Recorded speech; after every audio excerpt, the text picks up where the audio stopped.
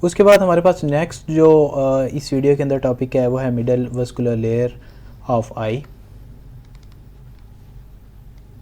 जो middle layer है आई की, मिडल लेयर ऑफ आई जो है ये बेसिकली 3 डिफरेंट जो स्ट्रक्चर्स हैं उनसे मिलके बनी होती है। एक इसमें आयरस होता है, दूसरी हमारे पास जो है ना वो सिलरी बॉडी होती है, और जो हमारे पास तीसरी स्ट्रक्चर है वो हमारे पास कोरॉइड होता है। ये तीनों चीज़ें मिलके हमारे पास जो है ना वो मिडल लेयर ऑफ आई जो है उसको बनाते हैं। अब सबसे पहले जिस स्ट्रक्चर को हम यहाँ पे पढ़ रहे हैं वो हमारे पास है आयरिस। आयरिस को हम यहाँ पे पढ़ेंगे। आयरिस जो है वो बेसिकली एक पिगमेंटेड मस्कुलर मसल्स की जो एक स्ट्रक्चर है। ये कंट्रैक्टाइल यूनिट है और ये बेसिकली जो है ना वो पिगमेंटेड वस्कुलर डायाफ्राम है मसल्स का, पिगमेंटेड होते हैं ये। इसके अलावा ये प्रेजेंट होता है आई के एंटीरियर और पोस्टीरियर जो चैम्बर्स हैं उनके दरमियान में ये एक राउंड स्ट्रक्चर होती है जिसके दरमियान में एक स्लिट होती है, और इसके दरमियान में जो स्लिट होती है उसको हम प्यूपिल कहते हैं। जो हमारे पास प्यूपिल है वो बेसिकली एक सेंट्रल एडजस्टेबल ओपनिंग होती है आई के अंदर। प्यूपिल एक सेंट्रल एडजस्टेबल ओपनिंग होती है आई के अंदर। तो जो हमारा आयरस है वो बेसिकली फॉलोइंग स्ट्रक्चर से मिलके बना होता है। इसमें सबसे जो पहली स्ट्रक्चर्स है वो non continuous layer of collagenous fibres है, वो हमारे पास कोलाजिनस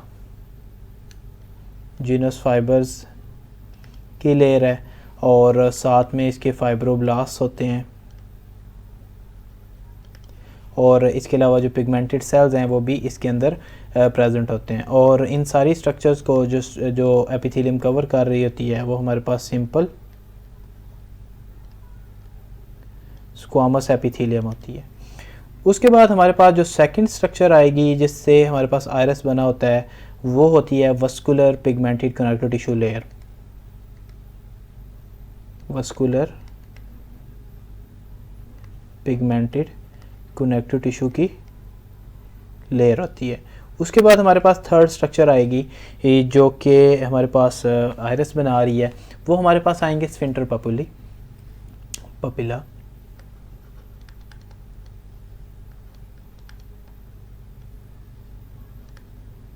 स्फिंक्टर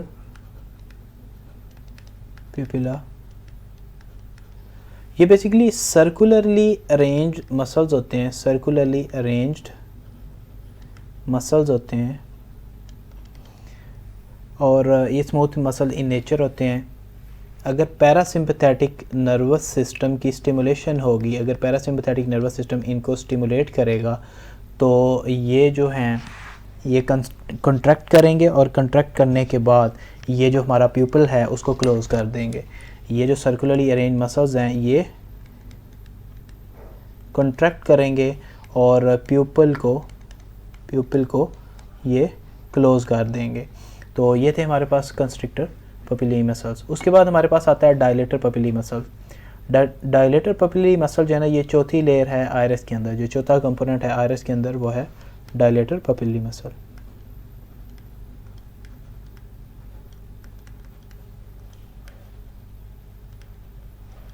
डायलेटर पपिलाई मसल्स। तो जो हमारे पास डायलेटर पपिलाई मसल्स हैं ये बेसिकली मायो एपिथेलियल सेल्स होते हैं जो कि डायलेट करते हैं प्यूपल को विद सिंपैथेटिक स्टिमुलेशन। ये हमारे पास मायो एपिथेलियल सेल्स हैं। अगर सिंपैथेटिक नर्वस सिस्टम की यहाँ पे स्टिमुलेशन आएगी तो ये बेसिकली क्या करेंगे, ये उस वक्त डायलेट कर देंगे प्यूपिल को डायलेट कर देंगे। ये इनका मेन फंक्शन है। उसके अलावा हमारे पास जो पांचवी लेयर है जो कि मिलके प्यूपल बनाएगी वो 2 लेयर्स हैं पिगमेंटेड क्यूबॉइडल सेल्स की। 2 layers of pigmented cuboidal cells. Pigmented cuboidal cells की जो है ना वो 2 लेयर्स मिलके फर्दर हमारे पास ये आयरस बनाती हैं। तो जो कलर है आई का वो डिपेंड करता है कि कितनी अमाउंट और डिस्ट्रीब्यूशन जो है वो आयरस के अंदर मेलानिन की है। अगर आयरस के अंदर मेलानिन की कंसंट्रेशन ज़्यादा होगी तो उस वक़्त आपकी जो आइज़ हैं वो ग्रे, ग्रीन, ब्राउन या ब्लैक आपको नज़र आएंगी। इसी तरह अगर उनकी कंसंट्रेशन कम होगी, मेलानिन की कंसंट्रेशन आयरस के अंदर कम होगी तो वो आपको ब्लू आइज़ मिलेंगी। इसी तरह जो अल्बिनोज़ होते हैं, अल्बिनिज़म के अंदर जो अल्बिनोज़ होते हैं उनका जो आयरस होता है उसके अंदर जो मेलानिन होता है वो एब्सेंट होता है। ओके, तो आयरस के बाद जो हमारे पास सेकंड स्ट्रक्चर है जो कि हमारे पास मिडल वस्कुलर लेयर बना रही है वो हमारे पास सिलरी बॉडीज़ हैं। सिलरी बॉडी जो है वो बेसिकली रिंग मस्कुलर ऑर्गन है। ये एक रिंग्ड मस्कुलर ऑर्गन है और इसके बेसिकली दो पार्ट होते हैं। दो पार्ट्स में से जो पहला पार्ट है वो हमारे पास सिलरी प्रोसेस है और दूसरा हमारे पास सिलरी मसल्स हैं। सिलरी प्रोसेसेस हैं और सेकंड पार्ट हमारे पास सिलरी मसल्स हैं।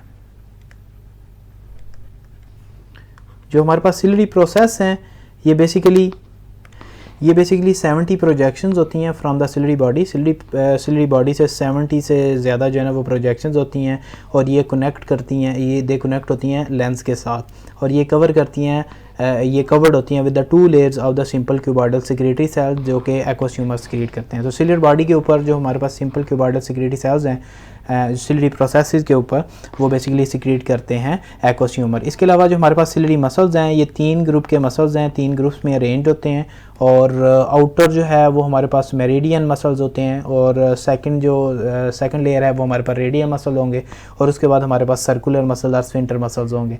ये अटैच होते हैं लेंस के साथ with the help of suspensory ligament और ये basically responsible for the accommodation of vision for the far and the near object. तो मसल जो हैं इनकी हमारे पास 3 लेयर्स होती हैं। उसके बाद हमारे पास आती है जो तीसरी स्ट्रक्चर है जो कि मिलके मिडल वस्कुलर कॉर्ड बना रही है। वो जो थर्ड स्ट्रक्चर है वो हमारे पास कोरॉइड है। कोरॉइड जो है वो बेसिकली 5 डिफरेंट लेयर से या स्ट्रक्चर से मिलके बना होता है। उनमें हमारी जो पहली लेयर है वो हमारे पास है सुप्राकोरॉइडल लेयर।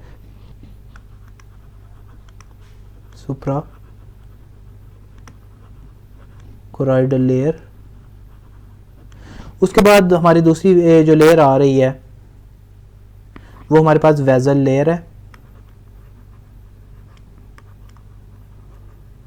जो हमारे पास थर्ड लेयर है वो हमारे पास कैपिलरी लेयर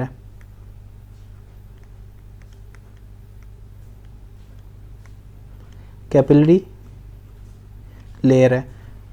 जो हमारे पास फोर्थ लेयर है वो हमारे पास ब्रश मेम्ब्रेन है।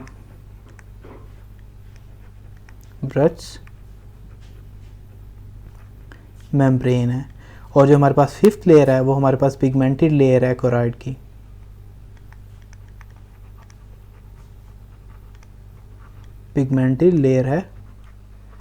की। ये जो 5 लेयर्स हैं ये मिलके टोटल हमारे पास कोरॉइड बनाते हैं। जो हमारे पास सुप्राकोरॉइडल लेयर है ये बेसिकली इसके अंदर melanocytes, fibrocytes, macrophages, elastic fibre और कनेक्टिव टिश्यू का मैट्रिक्स प्रेजेंट होता है। जो वेजल लेयर है इसके अंदर बेसिकली टॉर्वस ब्लड वेजल्स होंगी और इसके अंदर पिगमेंटेड कनेक्टिव टिश्यू होगा। तो जो हमारे पास वेजल लेयर है इसके अंदर ब्लड वेजल्स होंगी और इसके अलावा कनेक्टिव टिश्यू होगा।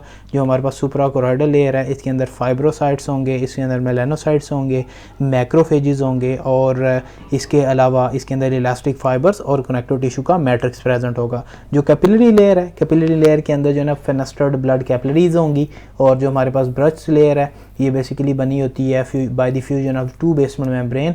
जो 2 बेसमेंट मेम्ब्रेन हैं उनकी फ्यूजन की वजह से ये बनी होती है। उन 2 बेसमेंट मेम्ब्रेन में फेनेस्टर्ड जो कैपिलरीज हैं एक उनकी मेम्ब्रेन होती है, दूसरी जो पिगमेंटेड सेल लेयर है उसकी जो मेम्ब्रेन है वो आपस में फ्यूज़ करेगी और एक बेसमेंट मेम्ब्रेन बना देगी। उसके बाद हमारे पास है जो फिफ्थ लेयर है, फिफ्थ लेयर जो है पिगमेंटेड लेयर है कोरॉइड की।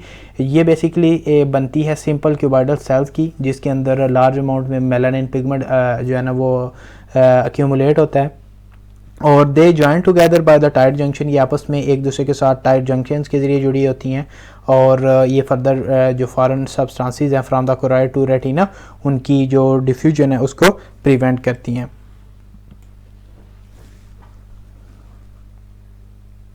उसके बाद हमारे पास जो नेक्स्ट इंपॉर्टेंट स्ट्रक्चर है वो हमारे पास लेंस जो है ये एक ट्रांसपेरेंट बाई कन्वेक्स स्ट्रक्चर है।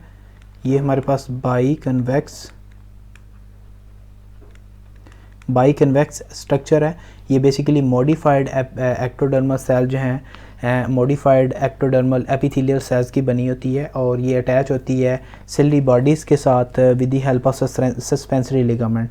और इसके अंदर जो है ना वो फाइबर्स होते हैं जो कि मॉडिफाइड कॉलमनर सेल्स के बने होते हैं और इसके अलावा लेंस जो है वो कवर्ड होता है with a simple cuboidal cell at its anterior surface. जो सेल की जो एंटीरियर सरफेस है उसके ऊपर जो है ना वो हमारे पास मॉडिफाइड कॉलमनर सेल्स होंगे, सिंपल क्यूबॉइडल सेल्स होंगे। लेंस जो है वो उसके अंदर सिंपल कॉलमनर सेल्स होते हैं एट इट्स इक्वेटर के ऊपर जो है ना वो सिंपल कॉलमनर सेल्स होंगे और लेंस जो है वो एक एनवेलप के ज़रिए कवर होगा जो कि इलास्टिक कैप्सूल का बना होता है और जो कि आउटसाइड दी एपिथेलियम प्रेजेंट होता है। इस कैप्सूल के साथ जो है वो सस्पेंसरी लिगामेंट जो है ना वो अटैच होते हैं जो कि फर्दर इसको सिलरी बॉडी के साथ अटैच करते हैं। अगर नॉर्मली लेंस जो होता है वो ट्रांसपेरेंट होता है, अगर ये ओपेक हो जाए और उसकी वजह से क्या होगा कि सेल्स जो हमारे पास लेंस है उसकी ट्रांसपेरेंसी ख़त्म हो जाएगी और इस कंडीशन को हम कैटरैक्ट कहेंगे। तो लेंस में हमारे पास यही था कि इसकी जो कवरिंग होती है वो सिंपल क्यूबॉइडल सेल्स की होती है जो कि इंटीरियर सरफेस पे है और इसका जो इक्वेटर्स होते हैं वो सिंपल कॉलमनर सेल्स से बने होते हैं। उसके बाद हमारे पास जो लास्ट लेयर है वो हमारे पास है रेटिना। रेटिना जो है ये बेसिकली अराइज होती है from the inner layer of optic cup. Optic cup की जो इनर लेयर है उधर से अराइज होगी और जो रेटिना प्रॉपर है ये बेसिकली 9 लेयर से मिलकर बनी होती है एक्सेप्ट द फोविया सेंट्रैलिस। फोविया सेंट्रैलिस के अलावा जो हमारे पास रेटिना प्रॉपर है वो 9 डिफरेंट लेयर से मिलकर बनी होती है। जो हमारे पास पहली लेयर है वो बेसिकली रॉड्स एंड कोन्स की लेयर है, रॉड्स प्लस कोन्स की लेयर है। उसके बाद जो हमारे पास सेकंड लेयर है वो हमारे पास outer limiting membrane of retina है, outer limiting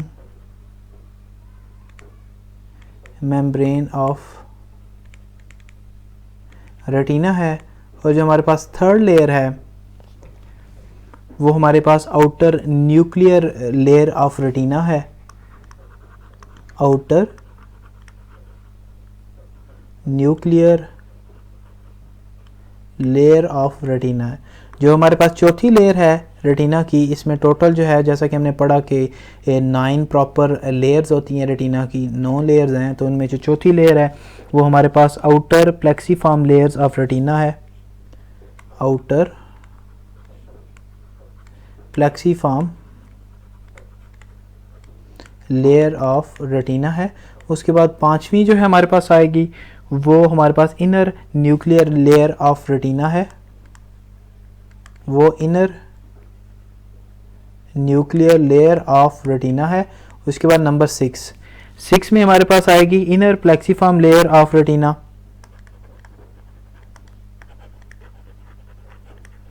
inner plexiform layer है ऑफ रेटिना। और जो हमारे पास 7वीं लेयर आएगी वो होगी हमारे पास ganglionic nerve cell layer of retina, ganglionic nerve cell layer of retina. जो 8वीं लेयर है हमारे पास वो नर्व फाइबर लेयर है of retina, nerve fibre layer of retina है। उसके बाद जो हमारे पास 9वीं और आखिरी जो लेयर है वो inner limiting membrane of retina है, इनर लिमिटिंग मेम्ब्रेन है।